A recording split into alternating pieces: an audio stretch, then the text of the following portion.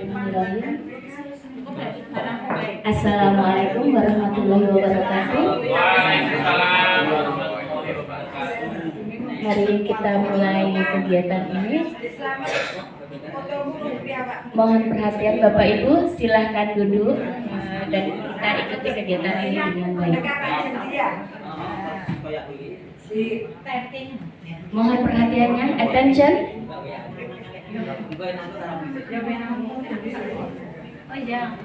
Baik.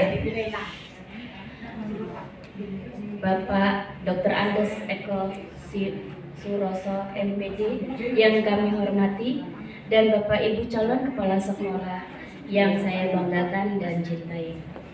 Alhamdulillah atas hidayah dan inayahnya kita semua dapat berkumpul di sini untuk mengikuti kegiatan presentasi RTL calon kepala sekolah tahun 2021. Baiklah, perkenalkan saya Sri Jeki Dia Sulistiyawati selaku moderator, dan di sebelah kiri saya adalah Bapak Suharjito selaku notulis, dan di sebelah kanan saya adalah Bapak Slamet Wahyudi SPD sebagai presenter. Susunan acara hari ini adalah pembukaan, kemudian presentasi, tanya jawab, dan penutup. Untuk presentasi kami persilahkan Bapak memateri waktu 15 sampai 20 menit. Kepada Bapak Slamet Wahyudi, waktu dan tempat kami persilahkan.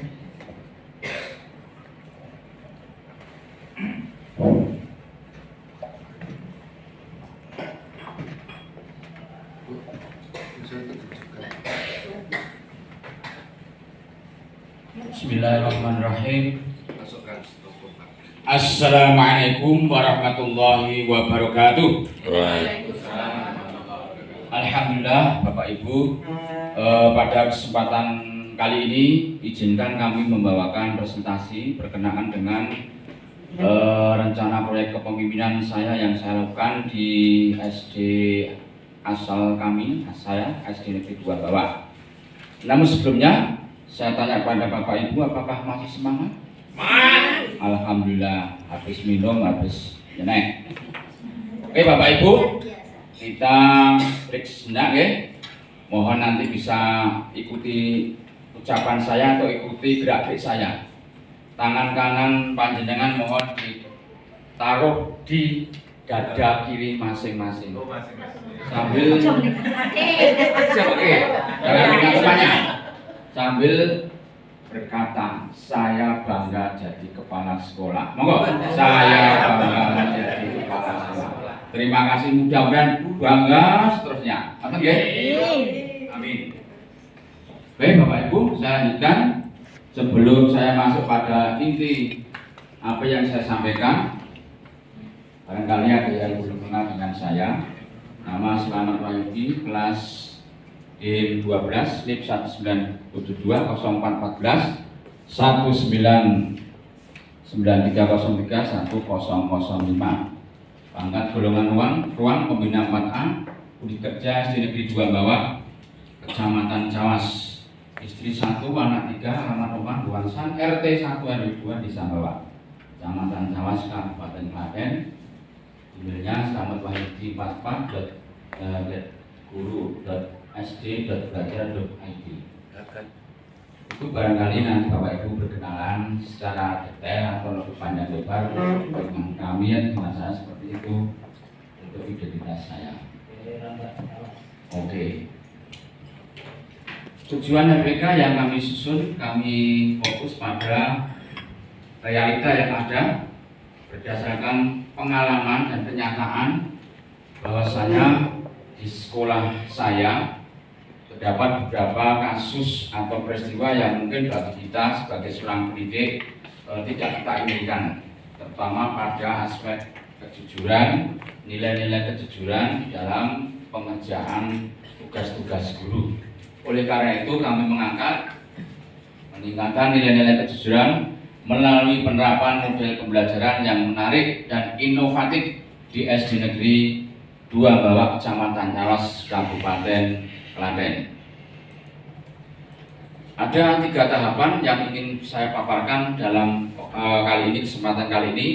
Yang pertama terkait dengan RPK yang kami lakukan, yang terdiri dari 2 siklus pertama, siklus kedua, kemudian kajian manajerial, serta yang terakhir yaitu peningkatan kompetensi CKS.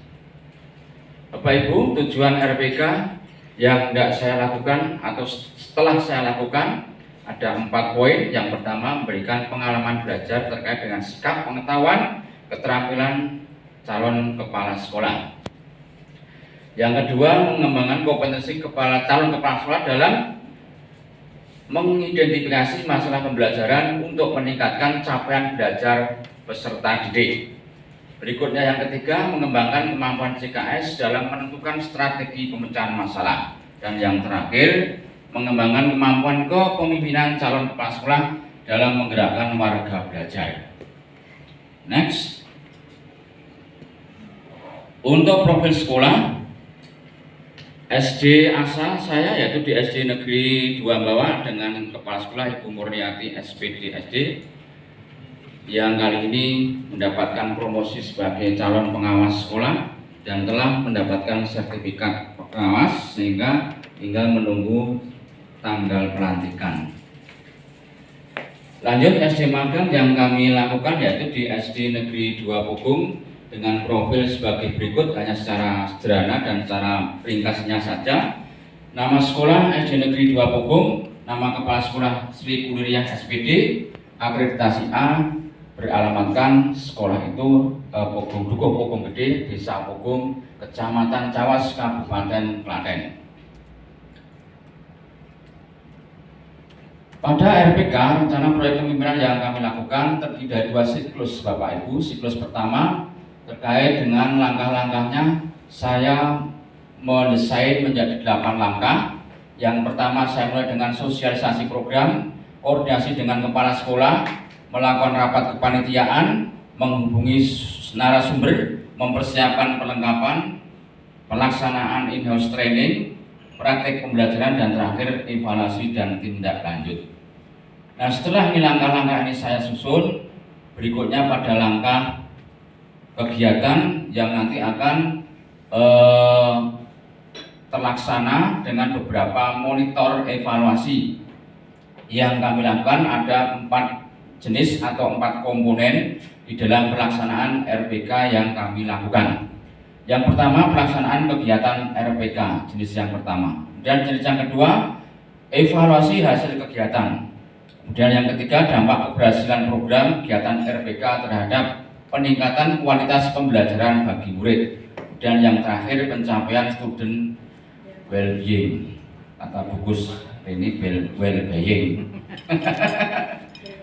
Ini mengadopsi atau meminjam dari istilah asing yang kurang lebih, mohon maaf, ini adalah suatu kondisi nyaman, kebahagiaan dari siswa atau peserta didik. Saya ulas sedikit untuk student well-being ini terkait dengan filosofi pemikiran Ki Hajar Dewantara tentang pendidikan. Bahwasanya pada abad sekarang 21 ini perjalanan pendidikan bangsa Indonesia sedikit mengalami pergeseran dari bapak pendidikan kita, Bapak Ki Hajar Dewantara. Beliau menafsirkan, membuat suatu statement bahwa pendidikan itu menuntun segala kodrat anak sesuai dengan kodrat zaman maupun kodrat alam agar mencapai kebahagiaan yang setinggi-tingginya agar dia menjadi manusia dan anggota masyarakat. Kemudian dicantumkan dalam Pronas Mendikbudristek Mas Nadiem Makarim, terwujud dalam pencapaian students well-being yang nanti tujuan daripada semuanya itu adalah profil pelajar Pancasila. Ada 6 komponen. Next, lanjut Bapak Ibu. Hasil kegiatan pada siklus 1 terkait dengan 5 monef atau 5 kegiatan. Yang pertama tentang monitoring pelaksanaan kegiatan RPK, yang kedua tentang evaluasi peningkatan kompetensi CKS, yang ketiga tentang hasil kegiatan RPK, Dan yang keempat, evaluasi dampak keberhasilan program kegiatan RPK terhadap peningkatan langkah. Yang pertama terkait dengan persiapan, yang kedua pelaksanaan, dan yang ketiga hasil PK itu sendiri. Terkait dengan persiapan ada 3 tahapan. Yang pertama menyusun jadwal kegiatan PK, kedua koordinasi dengan kepala sekolah, dan yang ketiga menyusun instrumen wawancara. Saya lanjutkan untuk tahapan berikutnya yaitu pelaksanaan. Pelaksanaan ini ada wawancara, studi dokumentasi maupun observasi terhadap 5 macam kompetensi pribadi atau kompetensi kepribadian, kompetensi sosial, kompetensi kewirausahaan, kompetensi manajerial, dan kompetensi supervisi. Hasil yang didapatkan ada beberapa hal yang bagi saya mengalami kekurangan atau kelemahan yang nanti akan saya tingkatkan pada peningkatan usaha peningkatan berikutnya.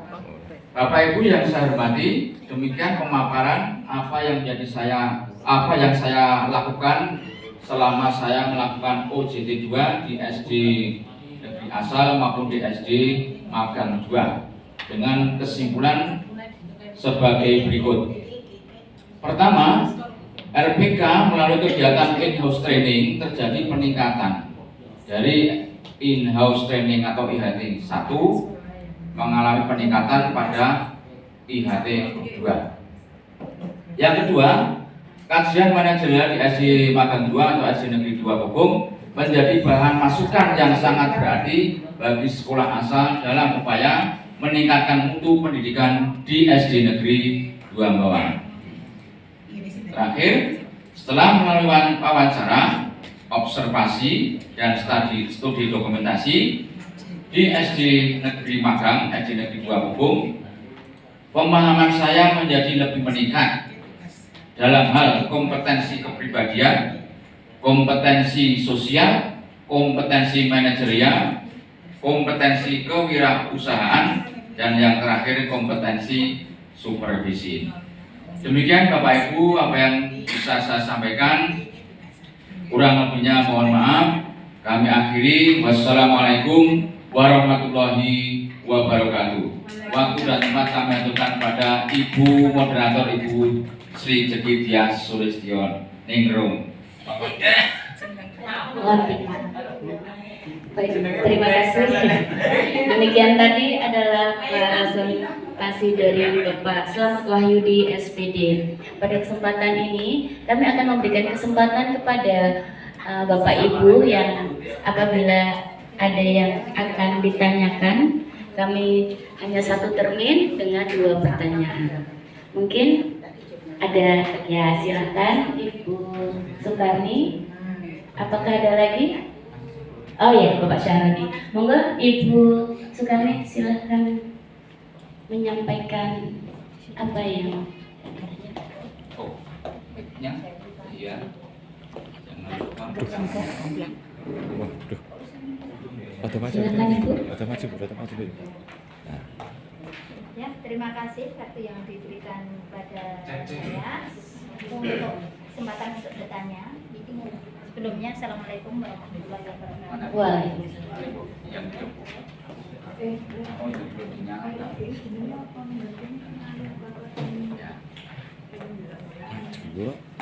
Dari hasil paparan Bapak Suharjito tentang RPK yang berjudul dari pemaparan RPK dari Bapak Slamet yang berjudul peningkatan nilai-nilai kejujuran siswa melalui model pembelajaran yang menarik dan inovatif. Nah, di situ ada kata-kata yang menarik dan inovatif. Ya Bapak, begini Bapak yang saya tanyakan, mengapa saudara mengangkat judul upaya peningkatan nilai-nilai kejujuran melalui model pembelajaran yang menarik dan inovatif? Itu Bapak ya saya tanyakan. Ada. Wassalamualaikum warahmatullahi wabarakatuh. Waalaikumsalam warahmatullahi wabarakatuh. Monggo silakan Bapak Syahrodi.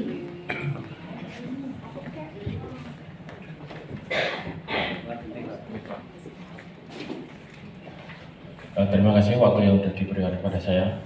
Saya di sini cuma ingin sedikit bertanya tentang apa yang sudah tadi Pak Slamet sampaikan, yaitu